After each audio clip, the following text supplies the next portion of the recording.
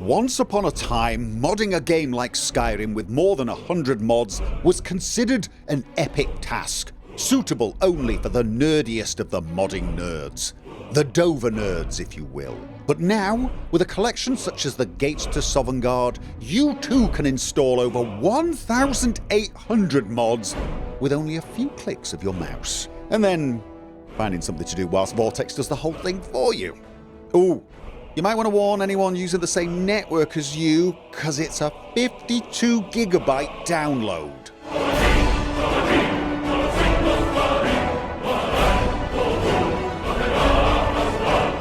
Now I have to say, the reason it was so simple to install over 1,800 mods is because I have Premium Nexus membership. And that means that Vortex will both download and install all those mods for me. It took a few hours to download, but I didn't need to sit at the PC whilst it did that. If you're a free member, you can still use the collection.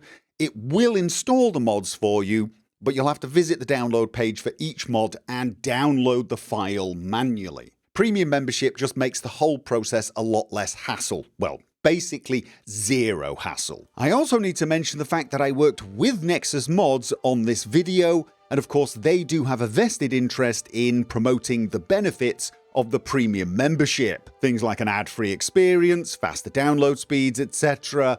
But more importantly for this video, the automated download and installation of massive collections. This also includes automated updates as well. During the making of this video, I had to actually update this collection, and it had grown by about 100 and something mods. But once again, with premium membership, the process was absolutely trivial. A few clicks of the mouse, and then Vortex did the entire thing for me. Now, Gate to Sovngarde is a truly massive collection. I mean, it's over 1,800 mods at the time of this recording. And it completely overhauls the Skyrim experience while still having it feel like Skyrim. Except when it doesn't.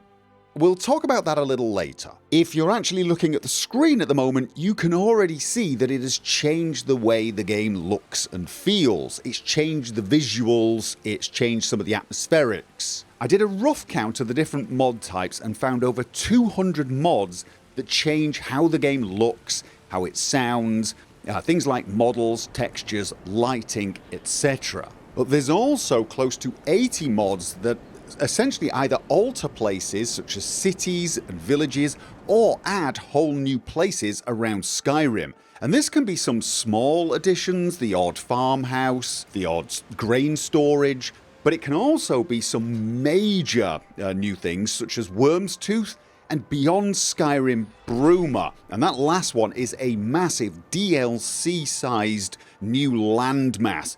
There are loads of new player homes, and so there are a ton of places for you to go and visit. It includes over 100 mods devoted to adding new stuff.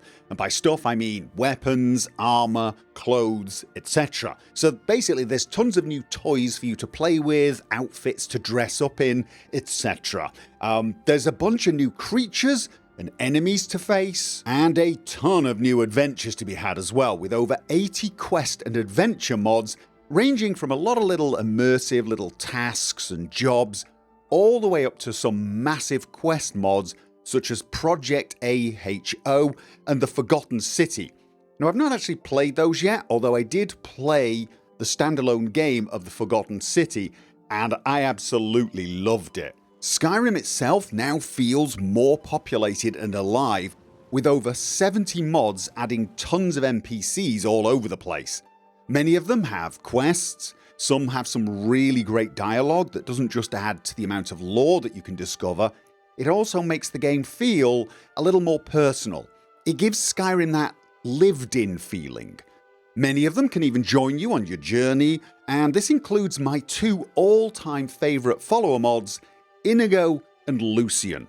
Those two are superb and worth checking out even on their own.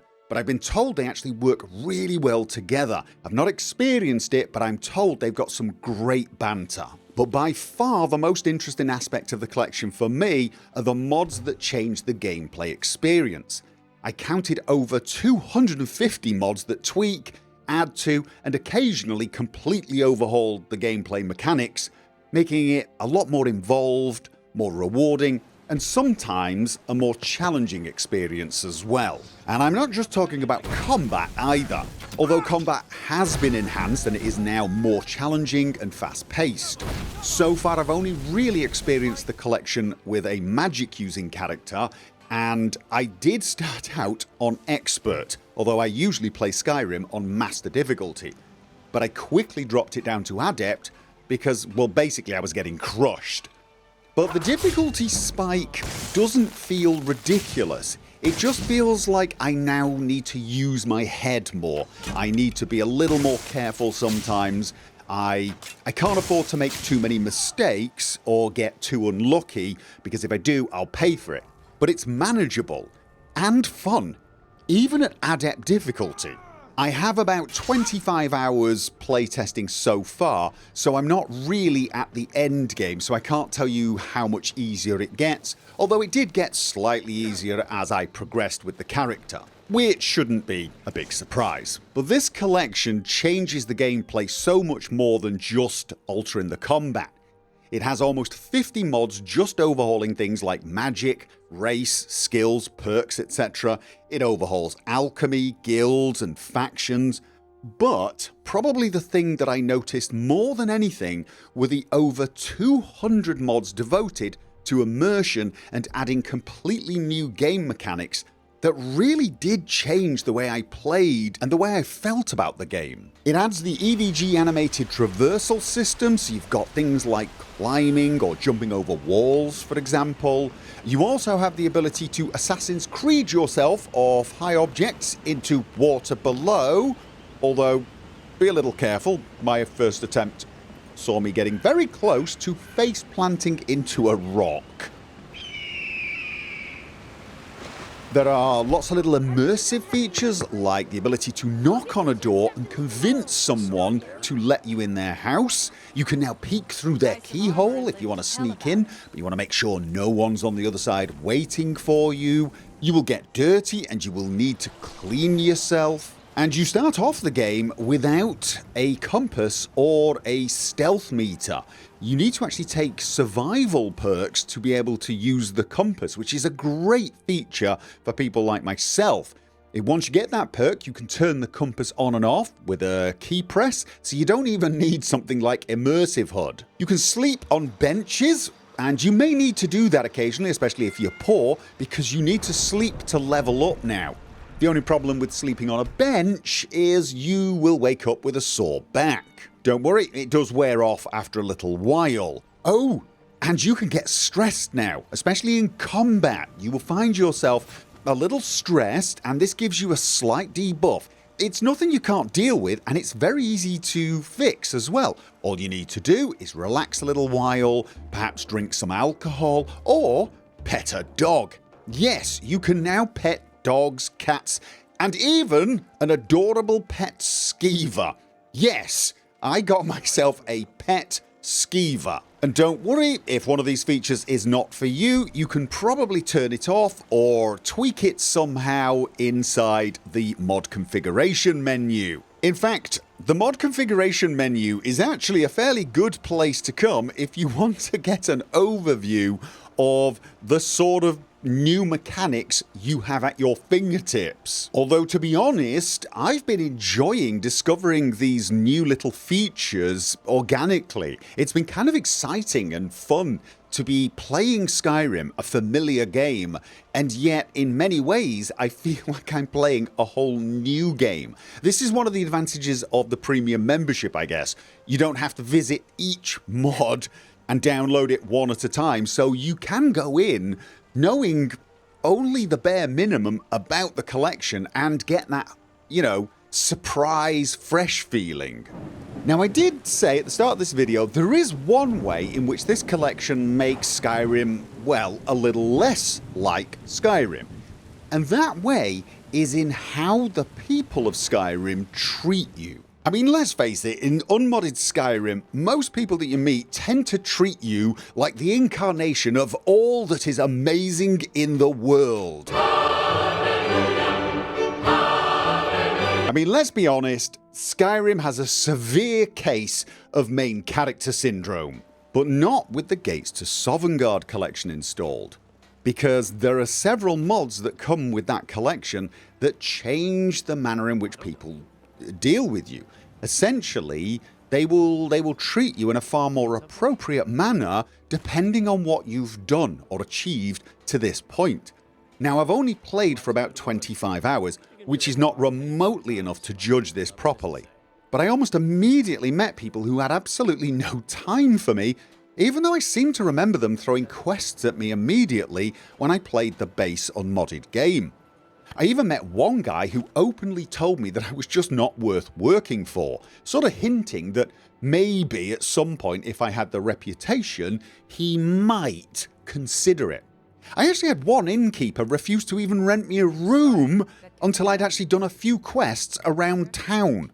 Even the gods seemed to judge my actions. I noticed after committing several crimes, I could no longer receive the blessings of at least some of the 9, which does remind me of Oblivion, but nowhere is this "we are less than impressed by you" attitude more visible than with some of the major factions. When I started testing this mod, I decided to go with a mage character. I wanted to play a conjurer. So as soon as I got to Whiterun, I pretty much immediately took the carriage to Winterhold so that I could join the college, become the Archmage, and save all of Tamriel by next Tuesday. You know, the way it normally happens. And I was even more excited to do this because I knew that this collection contained Obscure's overhaul of the college and a number of other supporting mods that made this place one of my favourite experiences in Skyrim. But when I got to the college and I spoke to Feralda, who is guarding the bridge, she told me I needed to pay 3,000 gold for tuition fees just to get into the college, as well as passing the test.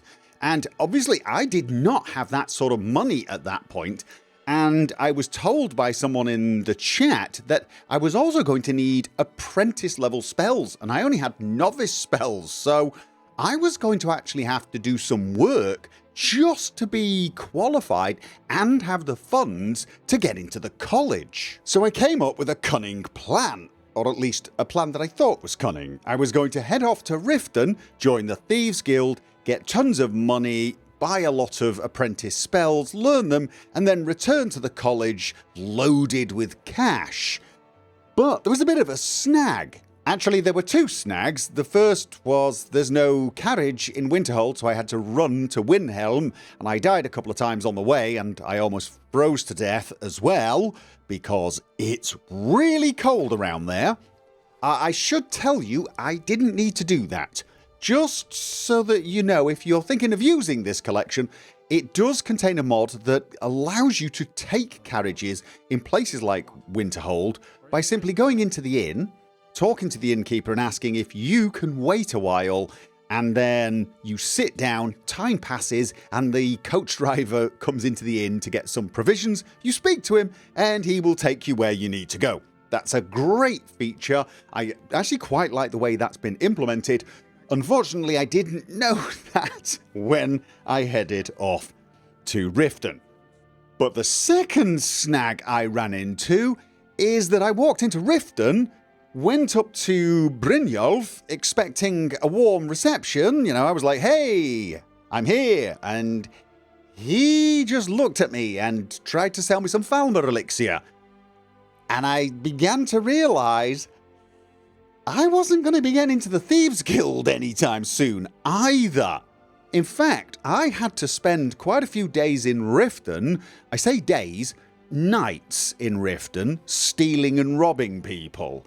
I actually spent my days camping outside the walls of Riften because I couldn't afford an inn, so I was camping. But I stole for several nights until eventually Brynjolf comes to me and says, "Hey, you haven't got an honest bone in your body," kind of thing. So obviously they've paid attention, they've noticed my presence now, and so that begins the Thieves Guild. So it took ages. And I actually already had enough gold when I sold all the stuff I'd stolen that once I'd finished the introductory Thieves Guild quests, got access to the Bent, I could head back to the college. So I get back to Winterhold, and Feralda asks me to show her a firebolt, which I didn't actually know, so I had to take the carriage back. This time I actually used the carriage, which was a relief, and buy fireball, and then return, pass the test, and at that point I'm thinking, right, that's it. Plain sailing from here on. We go in, I do the little tour, where you end up being left with Tolfdir. Tolfdir's doing the little lesson, showing the wards. He throws a fireball at you and you block it. And I'm thinking, here it comes, Sarthal Expedition. Nope. He just says, okay, that was great. Good night. I'll see you all tomorrow for more lessons. And I was like, what? So I go and talk to him. And he said, oh, you want to learn more, do you? Here's a book, a spell. Go off and learn it. And it actually takes time to learn spells now. There's another mod that actually means you need to sit and read a spell over time. And once you've done that, he says, come back and I will have a task for you to see if you learned the spell correctly. And in fact, that starts a whole series of quests where you do 7 lessons for 7 different heads of the departments, along with little tests. Some of them are pretty simple, they just involve understanding a book. Others involve clearing out the midden, and there's even 1 or 2 that send you out of the college. So by the time Tolfdir decided that it was actually time for us to do a field trip, I actually felt like I'd been a student for a while, and had even learned some spells as well. And I loved this. I really did feel like I was getting a more student experience. And, you know, it felt a more natural progression into the field trip to Sarthal. I was not a powerful hero that arrived and was there to save the day and, you know, loot stuff and get experience.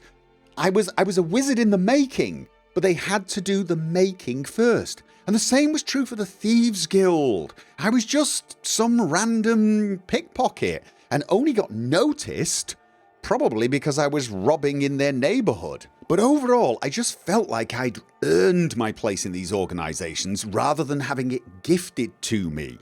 And I get a similar feeling from a lot of the other NPCs as well. It's too early for me to know really how this manifests over time, but so far I really do feel like I've started as a nobody.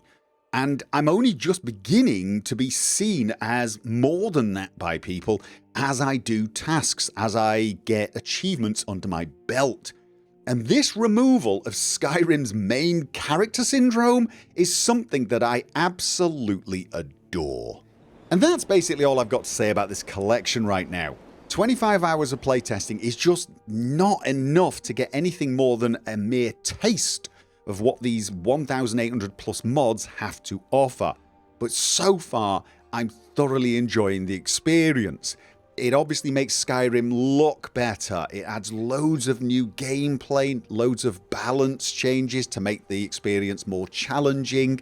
So many more NPCs, so many more quests. It's pretty much an overwhelming experience because this is by far the most modded Skyrim that I have ever played. And I'll remind you, it only took me a few hours to install. In fact, beyond a few clicks here and there, most of the time that I spent installing it was spent doing something else while Vortex was doing its job. Obviously that's with the premium membership. That did save me a lot of time and hassle. If you want to find out more about the benefits of the premium membership, or indeed want to find out about this amazing collection, there will be links down below. However, on that note, I believe it is time to end this video. As I've mentioned, I thoroughly enjoyed checking out what this collection can do, and I'm absolutely going to try some other collections, perhaps even for other games. And when I do, I will be sure to let you guys know how it went, and I'd love it if you could join me for those videos, or indeed any of the other videos that I make. I look forward to seeing you there, whichever video you decide to join me on, and until then, remember as always, have fun.